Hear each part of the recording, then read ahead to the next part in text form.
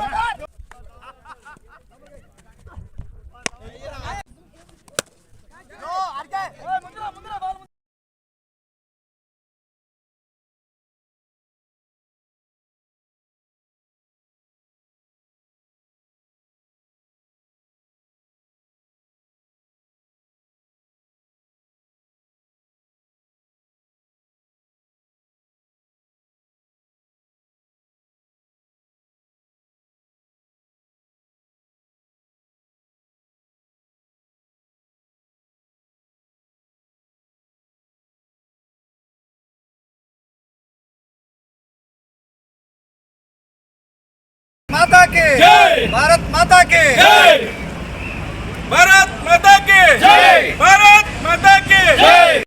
భారతీయ జనతా పార్టీలో అధ్యక్షుడిగా పనిచేస్తున్నాను.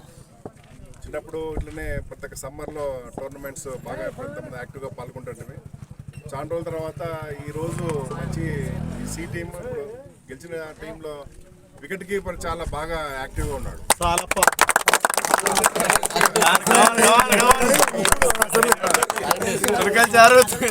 సరే మామూలుగా బాల్ ఎటు వెళ్తాదో తెలియదు, బౌలర్ ఎటు వేస్తాడో తెలియదు, కానీ మంచిగా ఒక రన్ కూడా ఎక్స్ట్రా అయ్యకుండా 2-3 క్యాచ్ కూడా పట్టుకున్నాడు.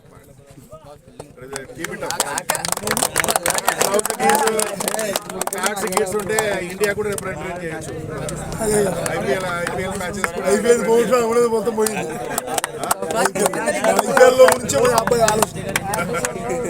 ఐపీఎల్ గురించి మంచి ట్రైనింగ్ తీసుకుంటే మంచి క్రికెటర్స్ వస్తారు మన ఏరియా నుంచి. నిజంగా చాలా మంది ఫీల్డింగ్ చాలా బాగా చేశారు. చాలా ఒక్క బాల్ కూడా మిస్ కాలేదు, ఎక్కడ కూడా కోల్పోలేదు. ఫీల్డింగ్ చాలా బాగుంది ఇప్పుడున్న గెలిచిన టీం.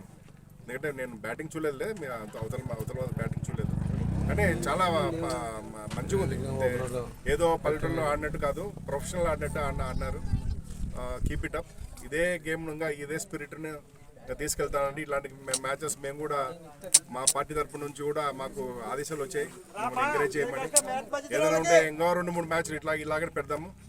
ఏదైనా మీరు మంచిగా ఆడుకొని అందరూ ఫ్రెండ్లీగా దీనిలో పోకుండా ఫ్రెండ్లీగా ఏదైనా మిస్టేక్స్ ఉన్నా కూడా 2-3 చూసుకున్నా పోతే బాగుంటుంది.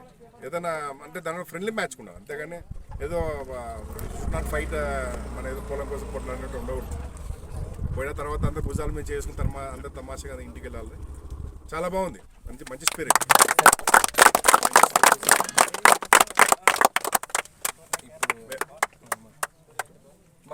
మన యువతకు కూడా ఈరోజు మీరు వాట్సాప్లలో ఫేస్బుక్లో చూస్తూ ఉంటారు.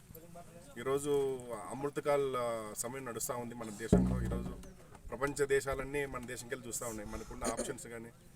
ఇప్పుడు దొరపల్లెకు ఇక్కడ ఎకరా ఎంత అడిగినా కూడా 2 కోట్లు 3 కోట్లు అంటారు.